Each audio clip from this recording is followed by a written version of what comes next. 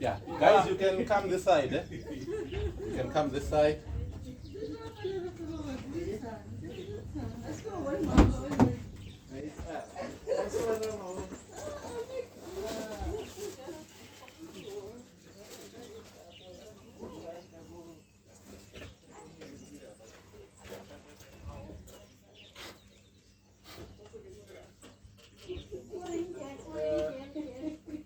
So this is what we call the absorbent boom. This is the so like we've mentioned inside there that we need the first thing, we have oil here. So the moment we are dealing with oil, there are fumes as well. We need to wear proper PPE. I have which I was going to demonstrate, but I see they are already wearing. So this is the proper PPE which we use. All of us in this school, I know you provided that one, which is acid proof and fire proof as well. So you see where I've already aligned my boom. I'm seeing the slope. So definitely if we were going to have an oil there, it was going to be spilling going that side. That is one of the drains which we're talking about. You see, if you see that one, those are the drains for water to go to the stormwater drain, possibly going to the river, or possibly going to the municipal channels. So we don't want our oil to go there. So those are the sensitive areas which we're talking about. We may have a water board somewhere nearby. We need to make sure we protect those water bodies and those drainages. But when we're in the substations, they've already designed those bundles and those drainages which leads to the what? To the oil dam. There's no need to block the oil to go there. That's where it belongs. It goes there, then we'll come and collect it. But now it's happening where there is no what? That bundle and that dam. So this is your first step. You've closed where it's coming from. You are having your proper PPE. Then you take your booms. You have these two kits. I think I provided them. I delivered them here. Then they were distributed. You stop it where it's going. Then now we've got what we call the absorbent fiber. The absorbent fiber is just like sawdust. If you have seen sawdust, when they are cutting those trees, those fine things. This is what is here. I'm not going to put it here, but this is what you do. We now have some oil which is here. Then you put that absorbent fiber here. It is going to absorb it. This one also, inside it has those sawdust inside. They absorb that oil. If this one becomes saturated, you have to get another one. You put another one again. Then you put the absorbent fiber. Then you use your broom to what? To sweep. To sweep them to come together. You sweep, you sweep, you sweep. Then you use what we call a what? We normally use this plastic one, the shovels. We don't use those metal ones which they make sparks and possibly a fire will start. Because this, what is this oil is what? It is flammable as well. So we can't use, sometimes it's diesel, sometimes it's petrol, when there are sparks. So we use this, we call it a spark proof shovel. The plastic one, that is the one which you are going to what? To take all your things, then you put them in a container. A very important thing when you put in the container, it must be labeled what is contained there. It is one of the very biggest challenges which we need when we come and there is waste which you don't even know what it is. It then needs to be classified. So when we now come and say I can't collect your waste, we need to classify it. Each classification costs around 5,000. For waste which just cost a drum costs about 1,000 to dispose. If you know that this is what oil contaminated fiber. So it is very important when you do that, label it. Because sometimes it's acid, sometimes it's diesel, sometimes it's petrol. All that information is needed when we are registering it for disposal at a registered landfill. So do not forget to label. When you collect it, label it, then you put it where it belongs. Don't just put in a container and just put away. When I come here, I ask, what is this? No one knows what it is. I need to establish what it is. Take it, go and test it. That is a long process. And sometimes you are called that I've got an audit and you must take it by tomorrow. Then I'm telling you that I can't take it by tomorrow. We still need to know what it is. So when the oil is also little, we also have what we call absorbent pads. These are absorbent pads. If it's not much, just put them also. Put them where the oil is, then it absorbs it as well. Then you just take them, put them in the container. With that container labeled, absorbent pads contaminated with transformer oil. Then it's ready for disposal. The registered contractor, Younger Environmental Services, come and collect it and dispose. You should also not forget to have this mask because the oil will be releasing some fumes. I think that's all about it. Don't panic. That is one of the main things. If you panic and you run away, come back, it's a big spillage. First report you can do after containing it.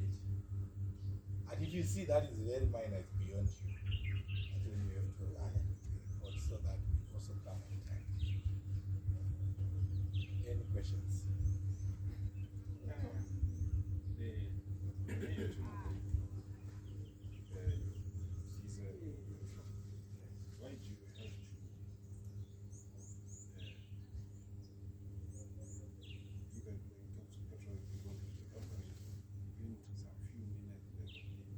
That now depends on the quantities. How much have you poured? Because if I put the whole 20 liters here, it is going to flow away. And it still needs to be collected. We still need to be sure that everything, because when you talk of petrol, it is made of hydrocarbons, those smallest ones, but it's a mix. Petrol, it is C3 up to about C8. I remember very well.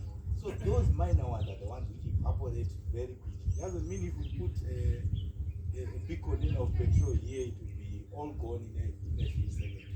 The minor ones, hydrocarbons, will go away fast, but it will not all evaporate fast. The minor ones are the ones which go quick. And it doesn't mean the whole petrol, if you leave it here, you find 100 liter gone in a short space of time. No. But you hear the fumes that is going out.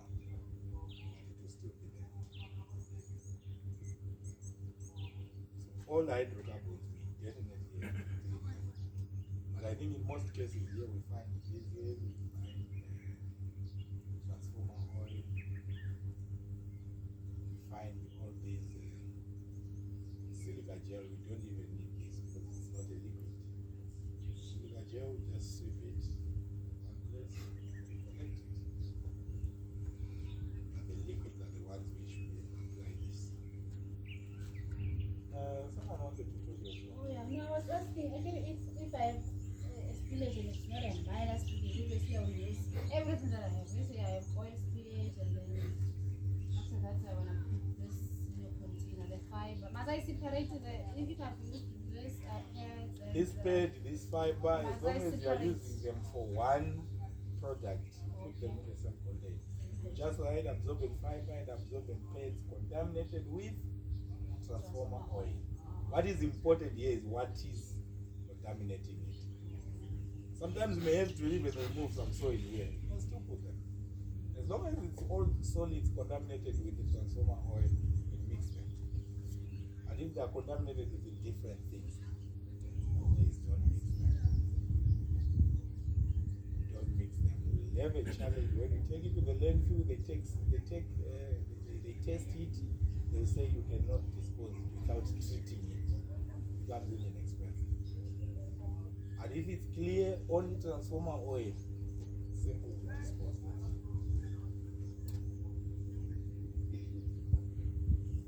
And if it's a big spillage, just report it immediately. The contractor must come with enough. Because as when we come, we don't come with one boom like this. This is for just small cases and emergency one.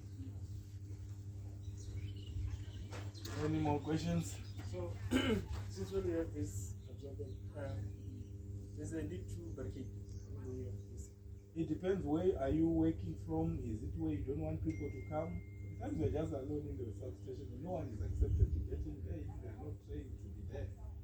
So you can work, but if it happens where people are moving, we need to make sure that people don't come there. Okay. This is not for barricading, it's for the cleaning, but we need at least space from there where all our equipment are. We don't want any other people who are not trained to come there and disturb us. So if there's no dispute, it's like you are there alone there, there may not be any need for you to look for a barricade while the spillage is escalating. And this is where there is everyone.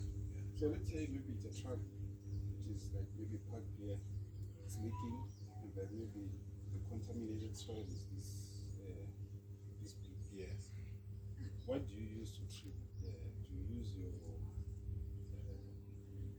degreaser? No, we don't. We use a degreaser is only used to clean it away, not to eat the oil away.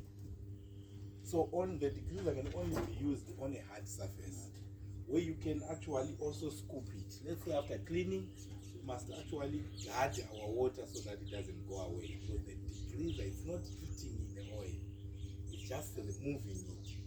So when it flows away, the oil is still there. So we need to scoop it in the container and dispose it again. But when it's on the soil, we use what we call soil treat. They are bioremediation agents. They've got microorganisms inside which eats the oil. And that process is not immediately. That's the disadvantage of that one. If there is that small oil there, I put that one there. I may have to do follow-up to see if the oil has been eaten in 2 weeks or 3 weeks time. But the biodegreaser, when you clean that space, it must be clean now. But this one, you put the bioremediation agent, the microorganisms, they will eat that oil. They eat that oil over a period of time. Then later on, the oil will be gone.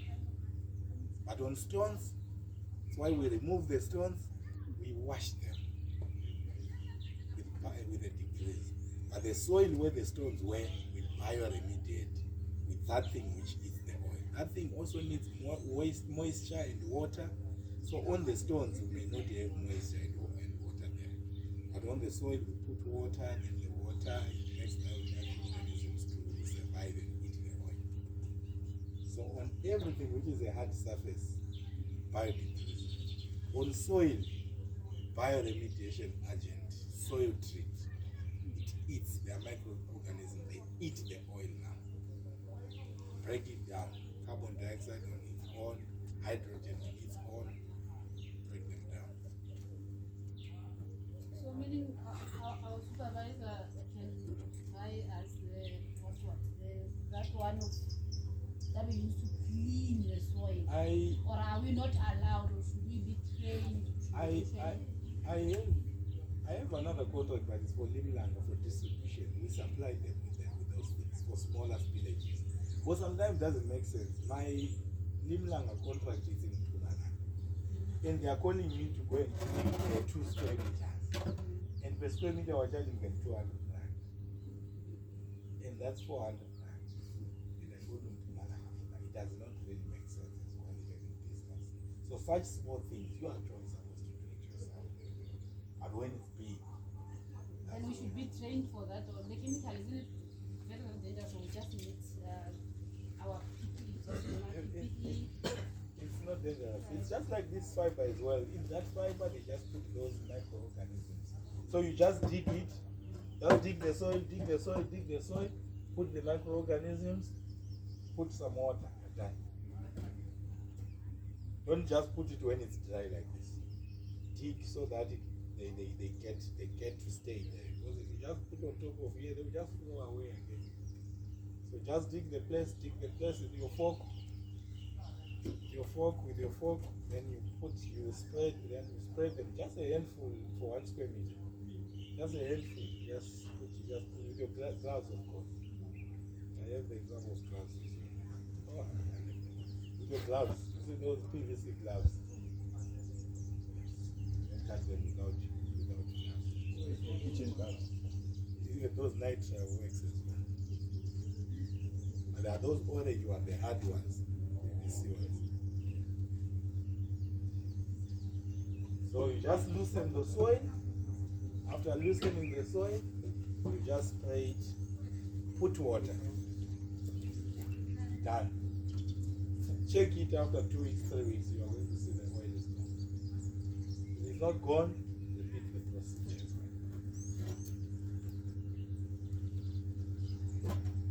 So like I think like I was saying, I think it's important for everyone to just identify the things that can spill in their areas. Then you get the proper things for those things that you always keep in case there is something. Remember, you always keep in case. You're not saying you're going to spill, but there are accidents. So I think you can just note, I've got this, I've got this. If anything happens, then I need this and this. Then you keep it in your whatever, your small area, in case something happens. Then over time, I think it will assist.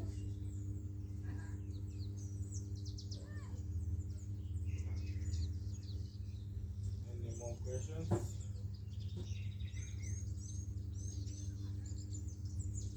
I think there's no more questions. I think we are done. I think we can go to our appointments now. No, thank you guys. You were a very good audience. We will meet, hopefully, yeah, in future. It's a small world. But thank you, travel well. Those who came from far, don't speed too much. Eh? Yeah, you'll get there. Just drive normal speed limits. Alright, thank you guys. So can we have this? Can I take it?